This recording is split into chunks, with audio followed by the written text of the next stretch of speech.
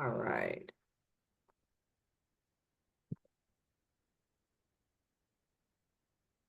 All right, so let's go ahead and hop in and get started. Everybody will just have to catch up. You guys know you have to be TCPA compliant.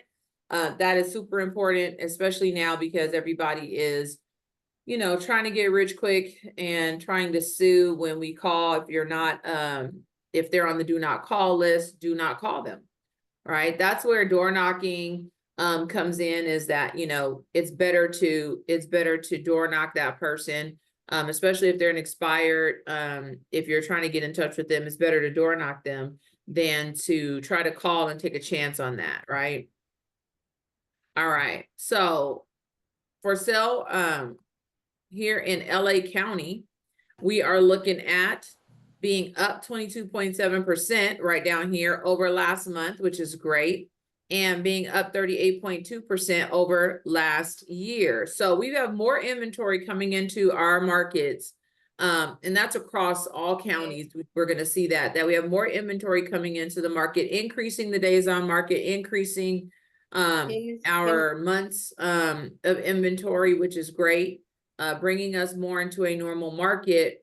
However, as you guys can see, sales are down. Now, remember, this one is not so impactful right now, and the reason why is because ahorita tengo otra meeting del real estate aquí en la oficina.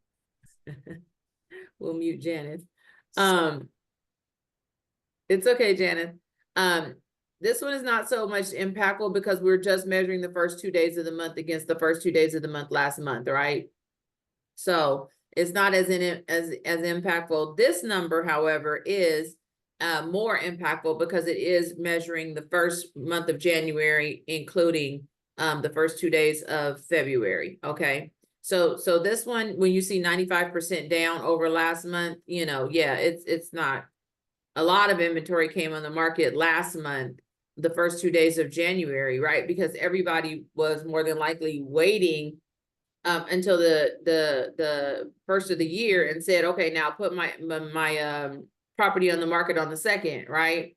Whereas February is not a holiday or anything happening in February, so it's just a normal month.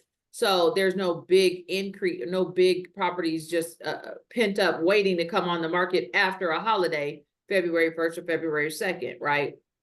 Just a normal month. So yes, it was 95% down. However, overall, solds are 10.4% decrease over last year so far. Okay, so we're lagging behind in Los Angeles County. We're lagging behind we were last year, to the tune of about 10% lower sold properties than last year. Okay, pendants 62.8% down over last month. However, only 7% down as compared to last year. Again, these are things that we're going to be keeping a very close eye on, because remember, the prediction is that sales are supposed to be up this year, right? We're supposed to have more closings than we did last year, to the tune of 500,000 to 600,000 sold, but that is across the nation. Okay, so we'll see how that actually translates here in SoCal, and specifically in the areas where we sell, these 4 counties, right? Mostly. Now, new listing inventory was down 70.1% over last month, and however, it's up 7.6% overall as compared to last year. So we still are having more new listing inventory, more homes come on the market, more resale homes come on the market. Now, average active price has gone up 5.8% over last month, and however, gone down 12.8% overall. That's the average active price has gone down 12.8% overall. Sellers are asking 12.8% less than they did last year in Los Angeles County. However, they're receiving 10.8% higher than they did last year, which is really interesting, right? Because we're getting more inventory coming on the market, which you would think would allow the pressure to be a little bit lower, and have more properties that buyers can actually look at, right? And so it would decrease the amount of competition. However, we're still in double digits in terms of the sold price appreciation, right, over last year. So sellers are still doing very well, double-digit appreciation, and that's because we still have more pent-up demand, buyer demand, and we still have a lack of inventory. In LA County, though, we're getting closer to that normal market right here. As you can see, yeah, that's something skewed, but remember, these are the last 2 days of the month, so there's skewed numbers here. But overall, we're at a 4.4 months of inventory.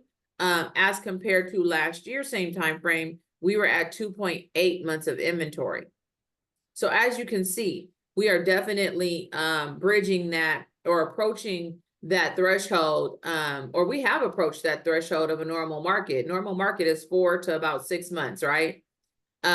We are here at 4.4 months of inventory in LA County, which means that we've approached that the door of a normal market. Okay, what does that mean? That just simply means that supply and demand are becoming more in line, and that we have enough supply of inventory to meet the current demand, which we know in some areas, yes, we do, and in some areas it is still grossly inventory is still grossly scarce. And so it really depends on your area. It means you have to be hyper local.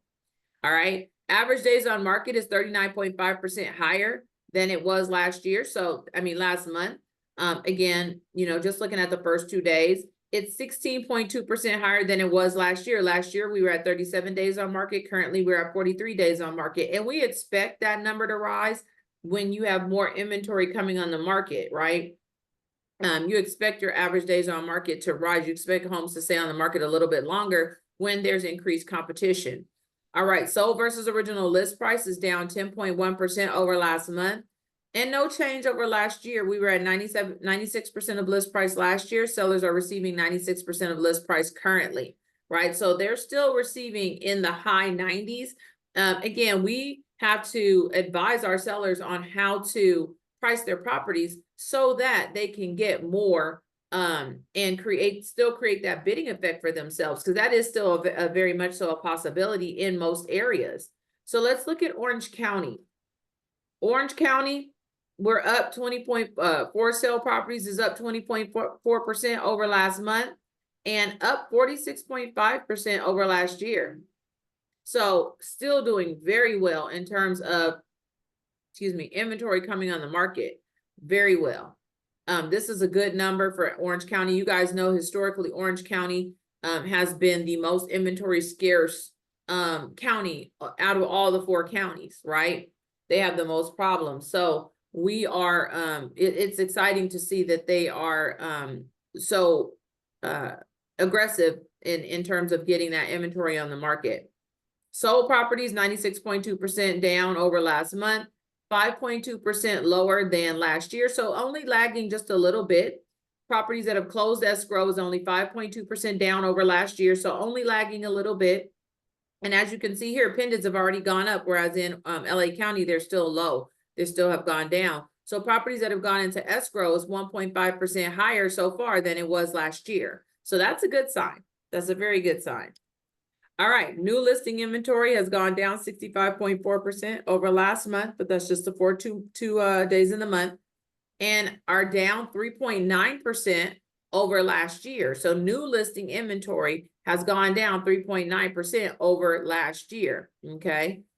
So we're going to keep an eye on that, right? Because clearly existing inventory went up, right? We got some resale homes went up. They went on the market as compared to last year. However, new listings have not hit the market, 3.9% down. All right, average active price, 5.4% higher than it was last month and 3.6% lower than it was last year. So very nominal amount, right? 3.6% lower. That means sellers are asking 3.6% less than they did last year in Orange County. However, they're receiving 7.4% higher than they did last year in Orange County. And that is more than likely because of not having enough inventory to meet buyer demand. They could be asking for less, but more than likely they are, they're getting more because buyers are bidding and buyers are making aggressive offers because there's just not a lot of choices in Orange County. As you can see here, although it is 59.1% higher months of inventory, right? has gone up from 1.7 months of inventory to 2.7 months of inventory. That is a nice increase. However, it is still not a normal market, and we are not in that threshold of 4 months of inventory. We are 2.7, so we are definitely still in a seller's market in Orange County, whereas in LA County, we are closer to a normal market, right? We have just approached a normal market in LA County, not in Orange County. So we expect to see Orange County do differently than LA County when it comes to average sales price and days on market. Although it is climbing, right? It is climbing. All right, average days on market. Yeah, this is huge, you guys, right? Because it's the first 2 days on the market. So average days on market has gone up 25%. We were at 32 days on market last year. We're at 40 days on market currently. Okay. So versus original list price is 2.1% lower. We were at 97% of list price last year. We're at 95% of list price currently, and we'll continue to watch that. Again, still in the mid to upper 90s. And we have an influence over that for our sellers. But remember, you have to be hyper local. So in some areas in Orange County, it probably is looking at 95, 93%.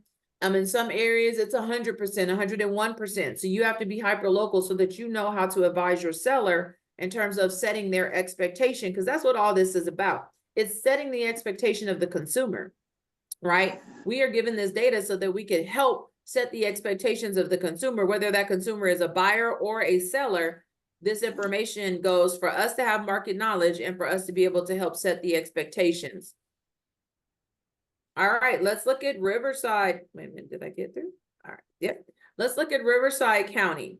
So Riverside County, for sale properties is up 11.7% over last month, right here, and up 47.8% as compared to last year. So properties that are actually on the market has increased 47.8%. That's huge in Riverside County.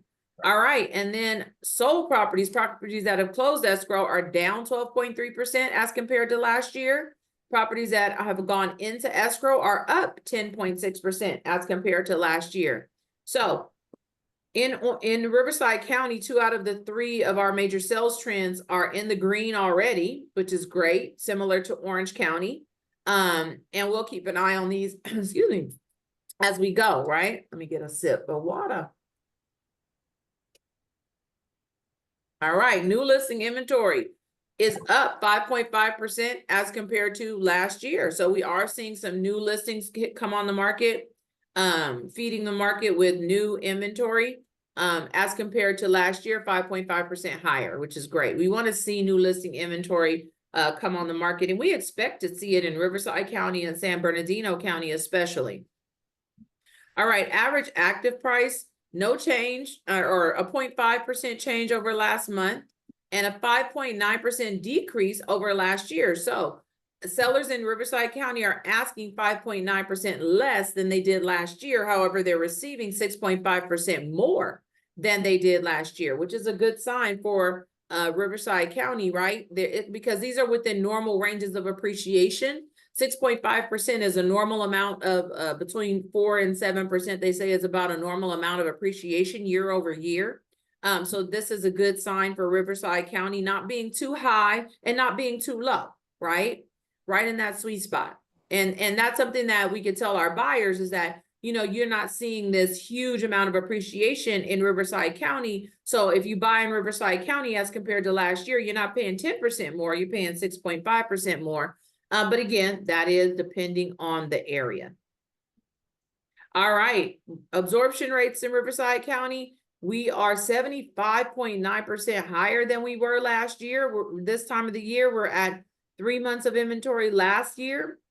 For the 2nd of February, we are at 5.3 months of inventory, you guys. So we are climbing in terms of months of inventory in Riverside County. So in Riverside County, we've not only approached the threshold for a normal market, we're good in that, we're getting good into that normal market category, right? So that's where you're going to see more competition in terms of more inventory on the market, less competition of buyers, but sellers now have more competition, right? So when we've been talking about buyers having more competition and the bidding war and all that, we should start to see that really die down in Riverside County, and we should see properties stay on the market a little bit longer. We shouldn't see multiple offers. Now, there are probably some hot pockets in Riverside County, just like there's hot pockets in any county, where you're still going to see multiple offers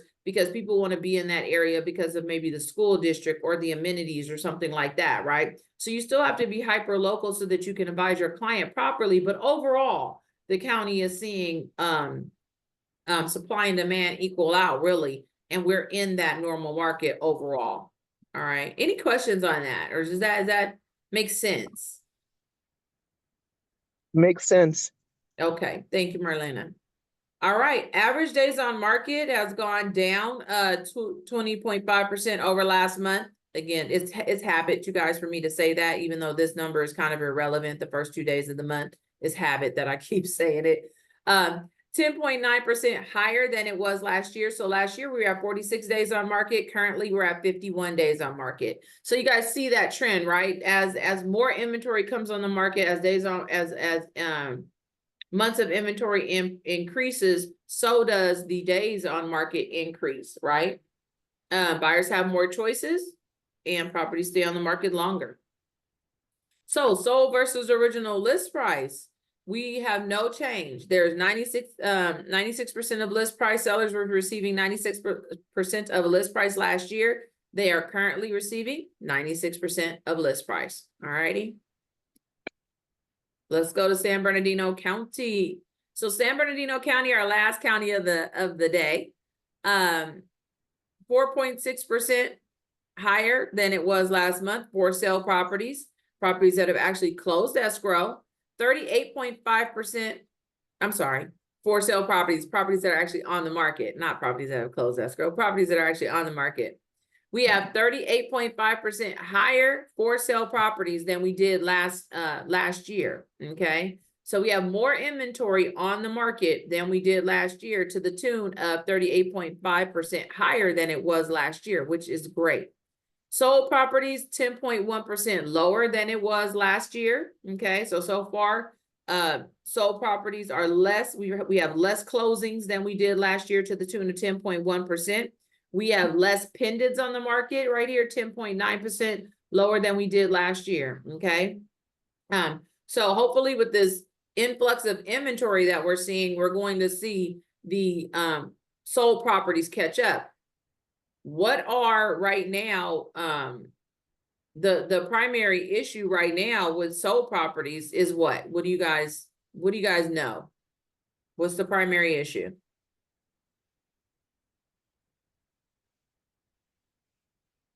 Would it be insurance or any of the utilities or anything that we have to get along with buying the house? Gotcha. So like insurance being something that inhibits people or something that blocks people from being able to purchase. I mean, definitely, I think the insurance rates are a hindrance. Yes. But not a primary hindrance. I mean, you can still get insurance. It's going to be more, but that probably won't typically stop somebody from deciding to purchase or not. What is stopping people from being able to purchase? What's the overall thing that stops people from being able to purchase? The interest rate? Exactly. Right. Thank you, guys. I think everybody kind of came off mute with that. Yes, it's affordability and the interest rates, right? That's the primary issue. Is that interest rates have not gone down. They have actually gone up in recent past. And so it's stopping people from purchasing, being that we are currently in a 7% interest rate, right? So we need to be looking at how to get creative with that. And talking with our lenders about still using the buy down and all of that to help our buyers to get over that, right? And with more inventory coming on the market and us moving into that normal market, sellers will be more receptive, right, to doing things to help buyers buy. Number one, helping with their buyer agent commission, right? Instead of the buyer paying for that, the seller paying for that, because they want to get people into their home. They want people to sell their agents to sell their home. That's one thing. Two is helping the buyer buy down their rate. Could be a potential creative way to help our buyers to get into this property and have maybe a year or 2 or 3 of a lower interest rate because of the buy down. I know buy down was a big deal when we first got into this. Buy down was huge. 2-to-1 buy down. They had the 2-to-3 buy down. We had all these buy down programs, and then they kind of leveled off because, you know, people got used to the interest rates and whatnot. But right now, where buyers are kind of like, I don't know. We need to be thinking about that and bringing that back, and talking with our lenders about that, right? Because we want to incentivize buyers to get out here and buy, especially with more inventory, right? It's got to get out here and buy. All right. So new listing inventory went down 1.6% over last year. So not much, very nominal. So we'll watch that. Hopefully in San Bernardino County, we'll see more new listing inventory actually come on the market. Average active price has gone down 3.3% over last year. However, sellers are asking 3.3% less than they did last year, right? However, they are receiving 9% more than they did last year, okay? So San Bernardino County, still sellers are doing very well. They are receiving 9% higher than they did last year. Now, in San Bernardino County, just like Riverside County, we are definitely into that normal market at 4.9 months of inventory, which is 58.3% higher than it was last year when we had 3.1 months of inventory, okay? So definitely in San Bernardino County, we're starting to see a normal market. Now, what does that mean? That means that when I say starting to see a normal market and what that might practically look like, all I'm saying is this, is that we do have more inventory on the market. However, our behavior, right, is going to be, and our buyers' behavior is going to be influenced by us, because we can't be telling our buyers right now, like, yes, you got to make an aggressive offer and you know, all this stuff, if we know that maybe we're the only offer in town for that particular seller. So we got to do some research to make sure we know the conditions of the market we're selling in, or the conditions of the market that our buyers are buying in, so that we make the proper recommendation to our buyer. Otherwise, we may have our buyer overpaying for a property because we're still operating under the severe seller's market type of framework. Does that make sense? It does. Thank you. All right, cool. All right. So let's see. Average days on market is 18.6% higher than it was last year. Again, as inventory comes on the market, we are going to see average days on market go higher, more than likely, right? So we were at 43 days on market last year. We're at 51 days on market currently. Sold versus original list price, there's a 2.1% decrease. We were at 97% of list price last year. We're at 95% of list price currently. Again, as more inventory comes on the market, as there's less or more competition for sellers, you're going to see properties stay on the market longer. You're going to see purchase prices be challenged and potentially go down, right? Because then sellers have to change their mindset as well. Sellers are still thinking that, oh, I can, you know, get multiple offers and I can ask for the sky. No, you can't ask for the sky. There's more competition now. So you have to price your property correctly. Otherwise, you're going to sit there and just sell the other properties on the market, right? Yeah. All right. All right, you guys, any questions about any of those statistics that we just talked about? Because we're going to move on to our upcoming events and a little news. So what's any questions that anybody has or any comments? No? All right. Yeah, before you go, do you have this on YouTube by any chance? Because I missed the beginning. Robert, it is actually, so what we do is after after we record, you guys will get an email with the recording, as well as it goes on the hub in Facebook, and it goes on YouTube. Oh, okay. Okay, so just be on the lookout for that. All right. Thank you. You're welcome. Absolutely. Thanks. Upcoming events, you guys, we've got a great week this week. We've got, so today, you guys have the industry update. We've got at 12 o'clock, we've got group coaching. Tomorrow, we have conversations in real play, Tuesdays and Thursdays this week. So 9 a.m. with Diana, 9 a.m. on Thursday with me. And then we've got Ed office hours tomorrow at 11. And that is going to be here in-house, right? And on Zoom. And then we are having Fix and Flip tomorrow at 1 p.m. with Pavin. That is here only. It will not be on Zoom. And then we have our tech training. So conversations in real play. And then conversations in real play at 9 a.m. for both me and Diana is on Zoom. Okay. But we're moving a lot of our classes to being in-house. They will be recorded, so you will be able to see the recording afterward, okay? Q&A with Ed is going to be in-house and Zoom on Tuesday at 11 a.m. And then we've got the magic of real estate with Pavin. So first class is going to be the intro class, and that is tomorrow, 1 p.m. to 2:30. That's our Fix and Flip series. It's a part of our investment series. So if you guys are interested in this, we're going to be going through the intro, and then the next class is on the 25th, because we have to skip a couple of weeks because we have family reunion coming up. And we had a conflict with Pavin as well.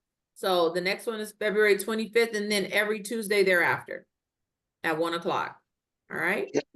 Sounds good. Yes, it's exciting. This is good stuff. You guys are going to learn a lot. And that the picture that you're seeing, that's his project. So you guys will be able to actually use a real case study, because that is his actual project that he is fixing and flipping right now. And if you guys want to sign up for Ignite, we still have Ignite After Dark, and that's on the West Coast. And there's the link, you guys. So if anybody wants to sign up for that, it is still going on. You are welcome to continue to take those classes. And we have our tech workshop on Wednesday from 1 to 2 with Martha Calderon. And then we have on Wednesday and Thursday at 10, we have Broker Hour with Ed. And you guys know that is on Zoom. He's going to be talking about the RPA. Those of you who are new, this is mandatory. You should be on these classes, right? And for those of us who are more seasoned in the business, if you need the update and you haven't been attending, this is great. We all need to be here and we need to be learning, because really that's how we get paid. Knowing our contracts, we should know them like the back of our hands. Right? And then we're doing, I love this, on February 14th, we are getting to know our ALC, and you get to speed date your ALC. All right, so this is our Valentine's Day celebration, and our ALC will be on display. We are going to speed date our ALC, and so we're having food and prizes, and it's going to be a lot of fun. So come at, and actually I think we're going to change the time from 11 to 1 instead of 12 to 2, so people can get out of here and go with their booze. So I think we're changing that from 11 to 1, but we're going to get to speed date your ALC. It's going to be a lot of fun. So join us for that. And then I just wanted to let you guys know the One Thing podcast. This week's episode is your relationship with goals. I'm going to listen to this. He's talking really about staying connected with your goals, having clarity about your goals, and really minimizing the missed targets, if you will. So a lot of us start the first of the year with all these plans and all these goals, and then we end up by mid-February, they say 80% of the people who made New Year's resolutions has abandoned them.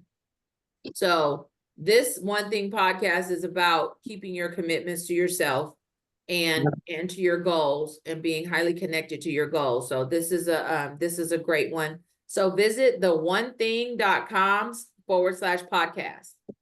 And you can get it wherever you listen to your podcast, Spotify, all those. All right. And then our Millionaire Real Estate Agent episode this week is Leading Through Natural Disasters with Colette Ching. She used to be our regional director. She's an amazing woman. She now lives in Hawaii. She led the market center in that region through the Hawaii fires, the Maui fires. And then Molly D'Amato. Molly is our, she leads K-Score, but Molly led her market center region through the floods. And I forget what area it was, but it was an area that got completely flooded. So two amazing leaders talking about how we as agents and as leaders can make a difference in our areas where we're facing disaster right now and where people are hurting, have lost their homes, have lost their loved ones. Okay. All right.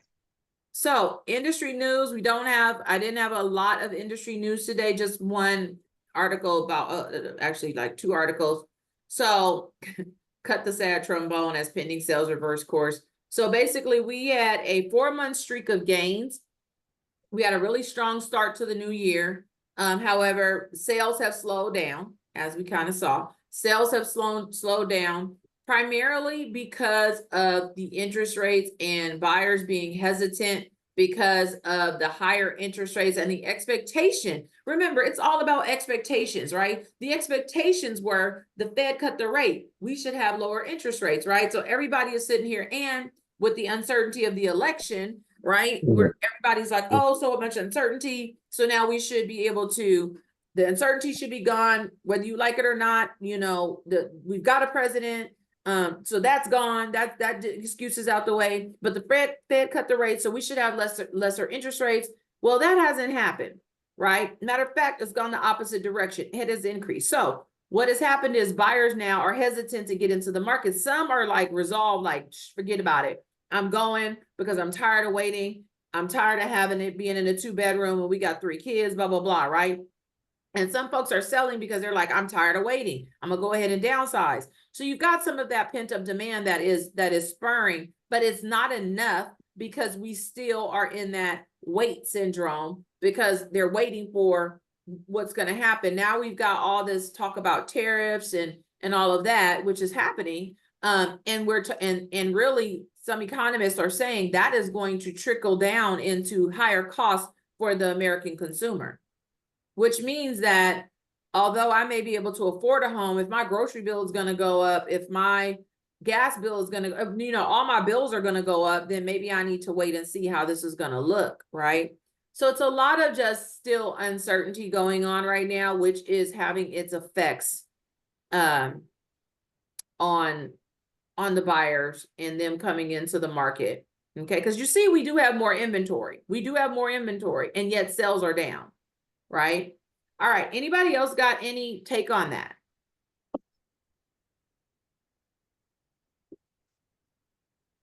Anybody want to chime in on that?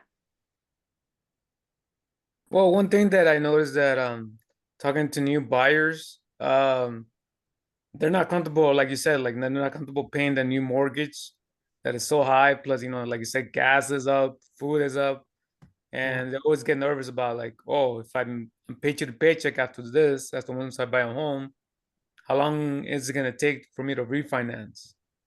That's what they're looking for, trying to strategize. Absolutely, Robert.